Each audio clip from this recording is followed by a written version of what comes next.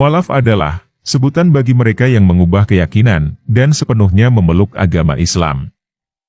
Di negara-negara yang penduduknya mayoritas beragama Islam, menjadi seorang mualaf mungkin tidak terlalu menggemparkan. Tetapi, di belahan dunia lain, di mana Muslim adalah agama minoritas, dan prasangka buruk terhadap Islam sangat luas, kisah mereka menjadi Muslim sangat menggemparkan. Bahkan, mereka seringkali mendapatkan hujatan dan cacian dari orang-orang di sekitarnya. Tetapi para mualaf ini menghadapinya dengan sabar dan pasrah, karena mereka beranggapan keyakinan adalah masalah hati. Ketika hati telah mendapatkan hidayah, maka tidak ada seorang pun yang bisa menahan mereka. Berikut ini adalah kisah mualaf paling menggemparkan di dunia. Simak video ini sampai habis, agar terinspirasi untuk kehidupan kita sehari-hari.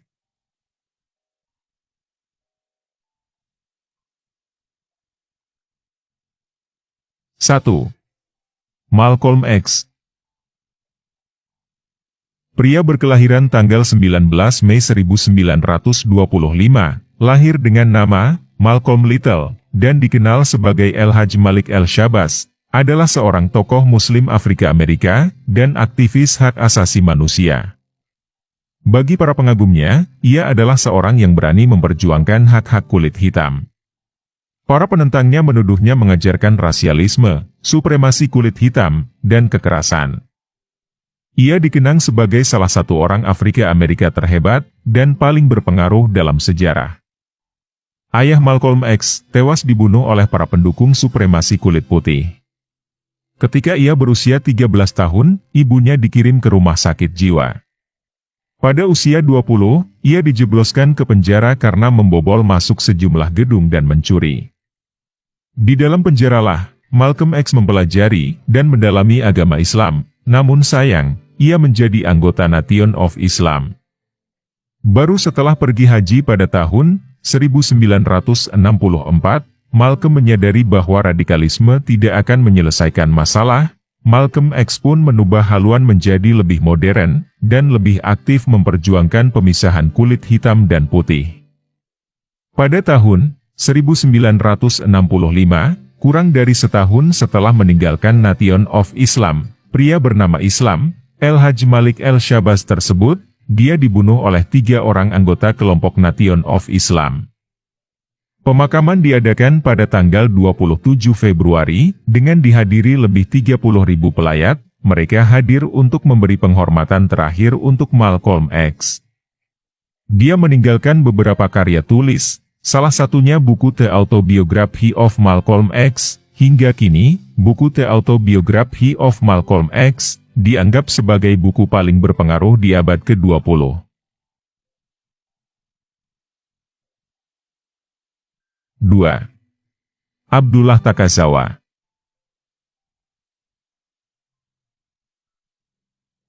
Berpenampilan menakutkan, dengan rambut gondrong, dan tubuh dipenuhi tato.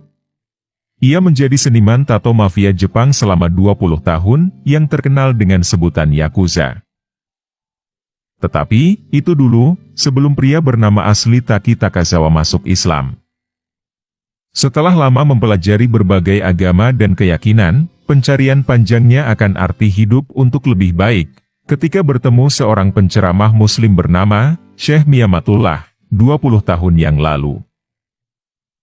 Pada tahun 2006, Takazawa memantapkan hatinya memeluk agama Islam, dan pergi berhaji pada tahun 2008, setelah itu Takazawa menambahkan nama Abdullah, yang berarti hamba Allah, pada awal namanya. Hal tersebut dilakukan agar identitas keislamannya pun makin mengakar dalam dirinya. Kini, pria ini menjadi salah satu di antara 5 imam masjid besar yang ada di Jepang. Kisah Takazawa ini memberi arti bahwa mereka yang mencari Tuhan dengan hati dan pikiran akan lebih kuat memegang iman setelah mendapatkan hidayah. 3. Arnold van Doorn. Arnold van Doorn adalah seorang mantan politikus sayap kanan Belanda terkemuka, yang berasal dari Partai Kebebasan. Dia dikenal dunia ketika menjadi produser dan pembuat film anti-Islam yang berjudul Fitnah, yang menuai kontroversial seluruh dunia.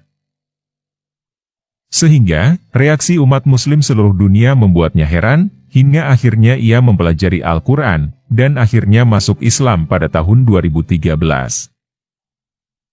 Beberapa saat kemudian, ia memulai langkah baru. Segera ia menunaikan ibadah haji ke Arab Saudi, dan mengunjungi Masjid Nabawi.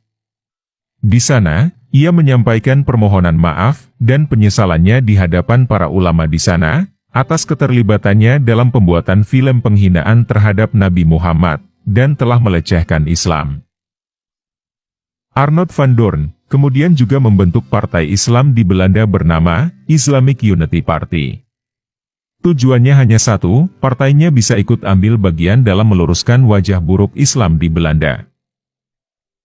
Kini, ia juga aktif berdakwah untuk menebus rasa penyesalan, karena perbuatannya sebelum menjadi Muslim.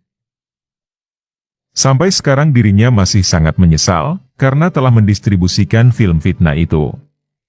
Kini ia merasa bertanggung jawab untuk memperbaiki kekeliruan yang telah ia lakukan di masa lalu. Langkah ini pun ditemani oleh putra tertuanya, yang memeluk Islam pada 2014, setelah melihat perubahan ayahnya semenjak memeluk Islam.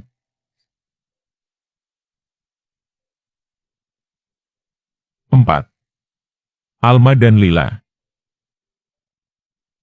Pada tahun 2003, masyarakat Prancis dihebohkan dengan kontroversi larangan pemakaian jilbab di sekolah. Pemicu dari kontroversi ini adalah, gara-gara dua orang remaja bernama Alma dan Lila, yang merupakan mualaf dari kalangan Yahudi. Ayah kedua wanita ini yang non-Muslim, mendukung kedua anaknya berhijab. Dan ayahnya beranggapan bahwa, setiap warga negara, bebas untuk berpakaian sesuai keyakinannya. Seperti diketahui, Prancis adalah negara yang sangat tegas memisahkan kehidupan bernegara dan beragama. Larangan memakai simbol beragama, tidak cuma berlaku pada agama Islam saja, tapi pada semua agama, termasuk penganut Yahudi, Kristen, Hindu, dan agama-agama lainnya.